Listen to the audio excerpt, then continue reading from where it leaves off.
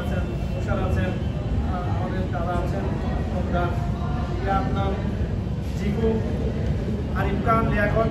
যাক, এখন আমি যেটা বলবো সেটা হলো আমার কিছু অভিজ্ঞতা আমি শেয়ার করবো 2-4 মিনিটের মধ্যে। সেটা হলো আমি দায়িত্ব নেওয়ার পর আমাকে ডিস্ট্রিক্ট গভর্নর কিন্তু আমি নিজে হইনি, আমাকে ডিস্ট্রিক্ট চিটগের যে ক্লাব 15টা ক্লাব আছে, এই 15টা ক্লাবের মেম্বাররাই কিন্তু আমাকে গভর্নর বানিয়েছে। ডিস্ট্রিক্ট গভর্নর হওয়ার পর আমি যেটা মনে করছি, আমাদের এই চিটগের সবচেয়ে মোস্ট সিনিয়র অ্যাপেক্সিয়ান হচ্ছে আমাদের হাসান ভাই।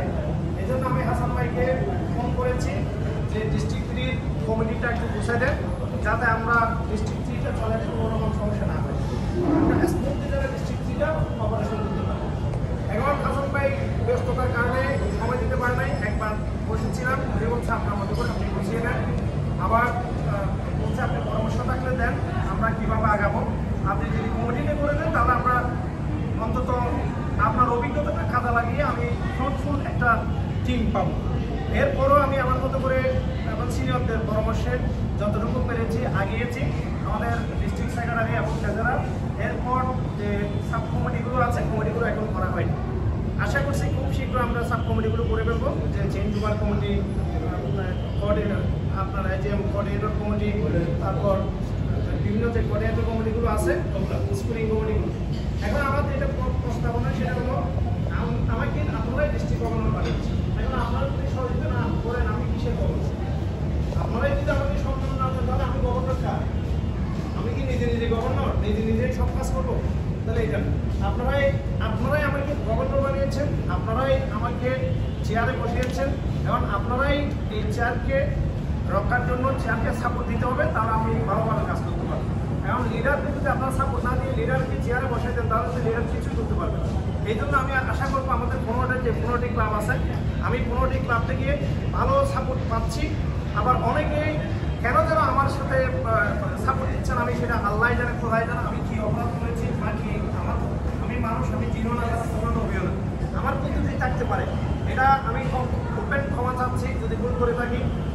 আমি মানুষ হিসেবে আপনার যদি পরামর্শ দেন সেটা আমি ক্ষমা চাইব, বা প্রস্তুতি করলে গঠনমূলক সমালোচনা করলে আমি সংশোধিত হয়ে আমি যে পিরিয়ডটা আছে পিরিয়ডটা আমি কাজে লাগাতে চাই।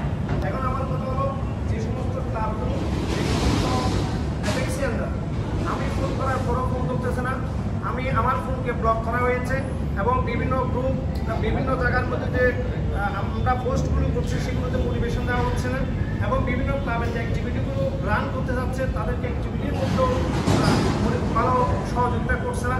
তাহলে এইভাবে যদি হয়, আমরা চিটং ডিস্ট্রিক্টের যে অ্যাওয়ার্ডের কথা বলা হচ্ছে, চিটংকে যে পুরা বাংলাদেশের আইডল বলা হচ্ছে, চিটংকে যে পুরা অ্যাপেক্সের আইডল বলা হচ্ছে, তাহলে সেটাকে আমরা হারিয়ে ফেলবো।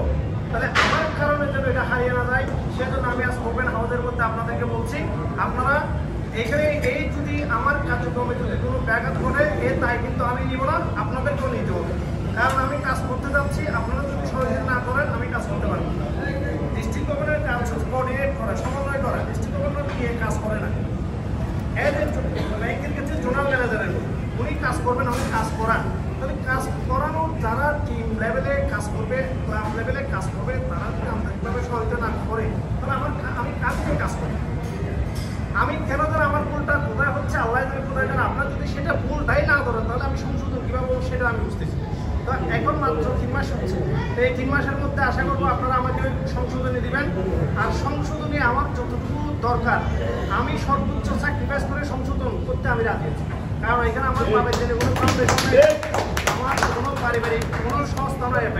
অ্যাপেক্স হচ্ছে ইন্টারন্যাশনাল অর্গানাইজেশন।